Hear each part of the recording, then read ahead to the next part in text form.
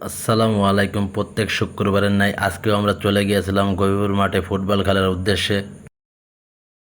এখন বর্ষা মৌসুম, এই কারণে আমাদের এলাকার ছোট ভাইরা প্রত্যেক শুক্রবারে তারা ফুটবল খেলে থাকে এবং তাদের সাথে শরীরটা ঠিক রাখার জন্য আমিও চলে গেছিলাম গভীর মাঠে। মূলত প্রত্যেক শুক্রবারে যাই যে ফুটবল খেলবো বলে ছোট ভাইদের সাথে তাঁতিপাড়া এবং অন্যান্য এলাকার ছেলেপেলেদের নিয়ে আমরা ফুটবল খেলার আয়োজন করে থাকি প্রত্যেক শুক্রবারে। আজকে কিন্তু মাঠে অনেক ফুটবলার ছিল। বিভিন্ন এলাকার ছেলেপেলে এই গভীর মাঠে প্রত্যেক শুক্রবারে ফুটবল খেলে থাকে। আমরা মূলত ফুটবল খেলা শুরু করি সকাল 10টার সময়। যতই রোদ থাকুক, যতই বৃষ্টি হোক, আমরা ফুটবল খেলে থাকি সবসময় সকাল 10টার সময়।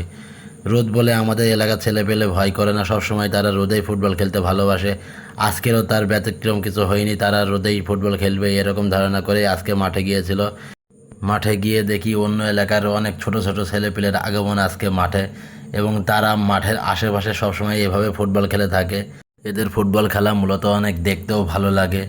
এরকম ছেলেবেলা এক সময় আমাদেরও ছিল, কিন্তু এখন ইচ্ছা করলেও আপনি আর এরকম ছেলেবেলা খুঁজে পাবেন না। জীবনে সুস্থভাবে বাঁচতে হলে খেলাধুলার বিকল্প নেই। খেলাধুলা খেললে আপনার শরীরও ভালো থাকবে, আপনার মনও ভালো থাকবে। আমাদের বয়সের ছেলেপেলে অনেক আগেই খেলা ছেড়ে দিয়েছে, মূলত শরীরকে চাঙ্গা করে রাখার জন্যই আমরা প্রত্যেক শুক্রবারে মাঠে যাই এবং তাদের সাথে একটু খেলায় সঙ্গ দিই। এরা কিন্তু এখন অনেক শিশু, এদের মাথায় কিন্তু এখন একটাই চিন্তা, খেলাধুলা আর পড়াশোনা। তাছাড়া কিন্তু এদের মাথায় আর কোনো চিন্তা ঘুরপাক করে না। এই বয়সটাই এমন, এই বয়সটাই একদিন আপনাদের আর থাকবে না। তো বাচ্চাদের উদ্দেশ্যে এই কথাটা বলা আসলে।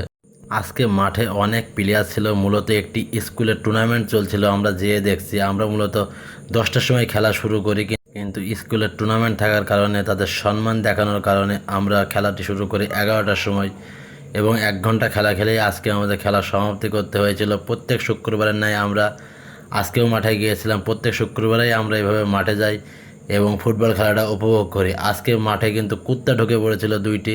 কুত্তার খেলা দেখতেও আমাদের কিন্তু আজকে খুব ভালো লাগছিল, এবং ধন্যবাদ সবাই।